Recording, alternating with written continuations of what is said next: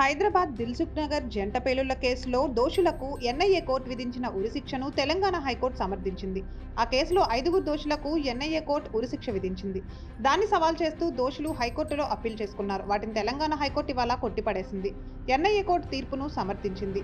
2013 ఫిబ్రవరి 21న దిల్సుఖ్ నగర్ లో ఉగ్రవాదులు 2 బాంబులు పేల్చారు. ఆ జంట పేలుళ్ల ఘటనలో 18 మంది చనిపోగా 131 మంది గాయపడ్డారు. ఈ కేసులో ప్రధాన నిందితుడు మహమ్మద్ రియాజ్ భట్కల్ పరారీలో ఉన్నారు. మరో 5గురు నిందితులను ఎన్ఐఏ కోర్టు దోషులుగా నిర్ణయించింది. యూసిన్ భట్కల్, అసదుల్లా అఖ్తర్, జియావుర్ రెహమాన్, మహమ్మద్ తహసీన్ అఖ్తర్, ఆజాద్ షేక్లకు ఉరిశిక్ష విధిస్తూ 2016 డిసెంబర్ 13న తీర్పు వెలువరించింది. ఆ తీర్పును రద్దు చేయాలని కోరుతూ దోషులు 5గురు హైకోర్టులో అప్పీల్ చేసుకున్నారు. Justice K Lakshman, justice P శ్రీసుధలతో కూడిన ద్విసభ్య ధర్మాసనం సుదీర్ఘ విచారణ జరిపింది. చివరకు ఇవాళ ఎన్ఐఏ కోర్టు తీర్పును సమర్థిస్తూ ఆదేశాలు జారీ చేసింది. ఆంధ్రప్రదేశ్ ఉప ముఖ్యమంత్రి, ప్రముఖ సినీ నటుడు పవన్ కళ్యాణ్ కుమారుడు మార్క్స్ శంకర్ పవనోవిచ్ చదువుకుంటున్న సింగపూర్ పాఠశాలలో అగ్ని ప్రమాదం జరిగింది. ఆ ప్రమాదంలో పవన్ కళ్యాణ్ కుమారుడు చేతులు, కాళ్లకు గాయాలు అయ్యాయి. పలువురు చిన్నారులు గాయపడ్డారు. వారిని హాస్పిటల్కు తరలించి చికిత్స అందిస్తున్నారు. కుమారుడు ప్రమాద వార్త తెలిసిన పవన్ కళ్యాణ్ సింగపూర్ బయలుదేరారు. సింగపూర్ సిటీలోని రివర్ వ్యాలీ షాప్ హౌస్ లో ఇవాళ ఉదయం సుమారు 10 గంటల సమయంలో ఈ ప్రమాదం జరిగింది. ఆ సమయంలో ఆ భవనంలో పిల్లలకు క్యాంప్ నిర్వహిస్తున్నారు.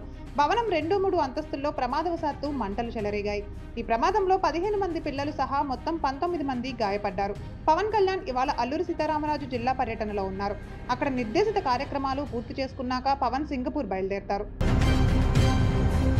పవన్ కళ్యాణ్ పర్యటన కారణంగా విశాఖపట్నం సమీపంలోని పెందుర్తి వద్ద 4 విద్యార్థులు సోమవారం నాడు పరీక్షలకు హాజరు కాలేకపోయారని వార్తలపై ఏపీ ఉప ముఖ్యమంత్రి విచారణకు ఆదేశించారు. తన కాన్వాయ్ కోసం ట్రాఫిక్ ను ఎంతసేపు ఆపారు, పరీక్ష కేంద్రం దగ్గరకు విద్యార్థులు వెళ్లే సమయంలో ఆ దారిలో ట్రాఫిక్ పరిస్థితి ఏమిటి వంటి అంశాలపై విచారణ జరపాలి అంటూ విశాఖపట్నం పోలీసులను పవన్ కళ్యాణ్ ఆదేశించారు. ఐఐటి జేఈఈ మెయిన్స్ పరీక్షకు విశాఖపట్నం నగర పరిధిలోని చినముషిడి వాడలో అయాన్ డిజిటల్ ఎగ్జామ్ సెంటర్లో పరీక్ష రాయడానికి 4 విద్యార్థులు సకాలంలో చేరుకోలేకపోయారు. పవన్ కళ్యాణ్ పర్యటన వల్ల ట్రాఫిక్ ను నియంత్రించినందువల్లే తాము సకాలంలో అక్కడికి చేరుకోలేకపోయామని వార్తలు వచ్చాయి.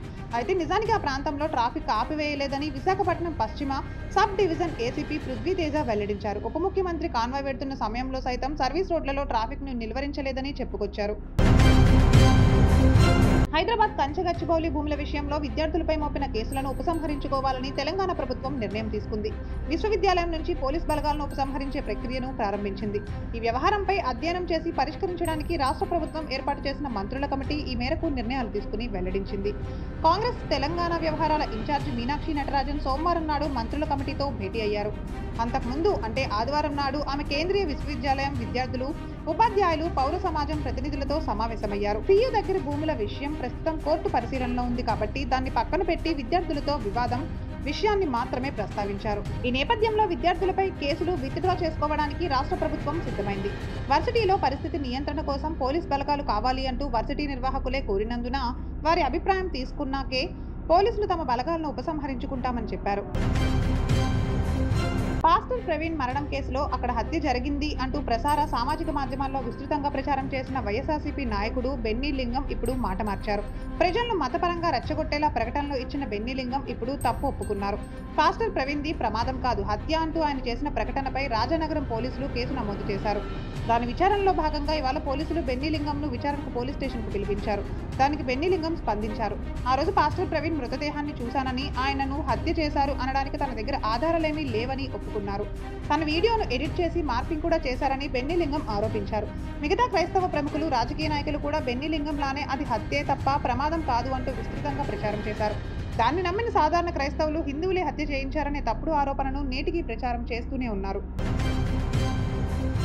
ఆంధ్రప్రదేశ్లో 80,000 కోట్లతో పెట్రోలియం రిఫైనరీ ఏర్పాటు చేస్తున్నామని కేంద్ర మంత్రి హర్దీప్ సింగ్ పురి తెలియజేశారు. పెట్రోలియం రంగంలో అనేక రాష్ట్రాల్లో పెట్టుబడులు వస్తున్నాయని, ఆంధ్రప్రదేశ్, గుజరాత్, ఒడిశా రాష్ట్రాలు అవకాశాలను వాడుకోవడంలో ముందంజలో ఉన్నాయని మంత్రి చెప్పారు. ఒడిశాలోని పారాదీప్లో ఇండియన్ ఆయిల్ కార్పొరేషన్ రిఫైనరీ ఏర్పాటు చేస్తోంది. ఈ సందర్భంగా ఒడిశా ప్రభుత్వం, ఐఓసీ మధ్య ఎంఓయూ కుదుర్చుకునే కార్యక్రమానికి కేంద్ర మంత్రి హాజరయ్యారు. ఆ సందర్భంగా హర్దీప్ సింగ్ పురి మాట్లాడుతూ ముడి చమురును గతంలో 27 దేశాల నుండి దిగుమతి చేసుకునేవారమని, ఇప్పుడు 40 దేశాల నుండి దిగుమతి చేసుకుంటున్నామని వెల్లడించారు.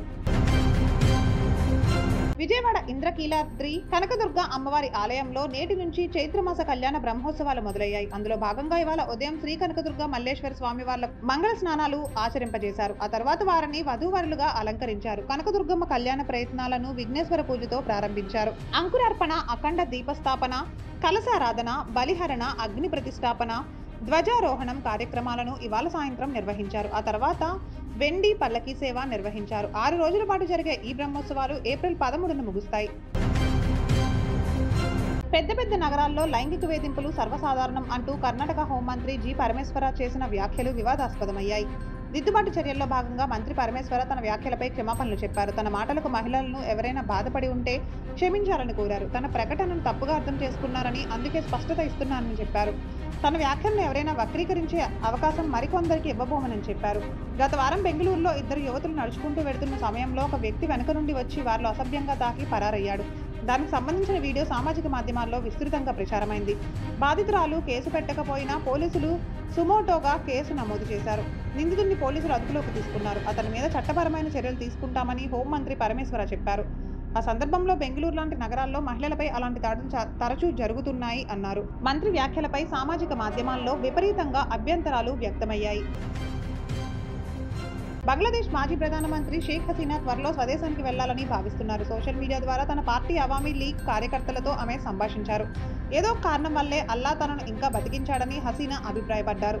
అవామీ లీగ్ పార్టీ కార్యకర్తలను లక్ష్యంగా చేసుకున్న వారికి బుద్ధి చెప్పే రోజు త్వరలోనే వస్తుందన్నారు. త్వరలోనే బంగ్లాదేశ్కు తిరిగి వస్తానని భరోసా ఇచ్చారు. ఈ సందర్భంగా హసీనా ప్రస్తుత పాలకుడు మొహమ్మద్ యూనుస్ పై తీవ్ర విమర్శలు గుప్పించారు. అతని పాలనలో బంగ్లాదేశ్ ఉగ్రవాద దేశంగా మారిందని చెప్పారు. ప్రస్తుతం బంగ్లాదేశ్లో ఎన్నో నేరాలు జరుగుతున్నాయని, మీడియా కూడా భయంతో వాటిని వెల్లడించడం లేదని హసీనా వివరించారు. గ్లోబల్ స్టార్ రామ్ చరణ్ దర్శకుడు సానా బుచ్చిబాబు కాంబోలో వస్తున్న పెద్ది మూవీపై ప్రముఖ దర్శకుడు రామ్ గోపాల్ వర్మ స్పందించారు. పెద్ది అసలైన నిజమైన గేమ్ చేంజర్ అవుతుంది అనడంలో ఎలాంటి సందేహం అక్కర్లేదని పేర్కొన్నారు. రామ్ చరణ్ గ్లోబల్ స్థాయిలో కాదు, యూనివర్సల్ స్థాయిలో కనిపిస్తున్నాడని కితాబిచ్చారు. రాజమౌళి నుంచి తన వరకు ఏ దర్శకుడు కూడా రామ్ చరణ్ శక్తిని బుచ్చిబాబు అర్థం చేసుకున్నంత ఎక్కువగా అర్థం చేసుకోలేకపోయారని అన్నారు. ఈ సినిమా గ్యారంటీగా 666 కొడుతుందని ఆశాభావం వ్యక్తం చేశారు. ఈ మేరకు ఆయన ట్వీట్ చేశారు.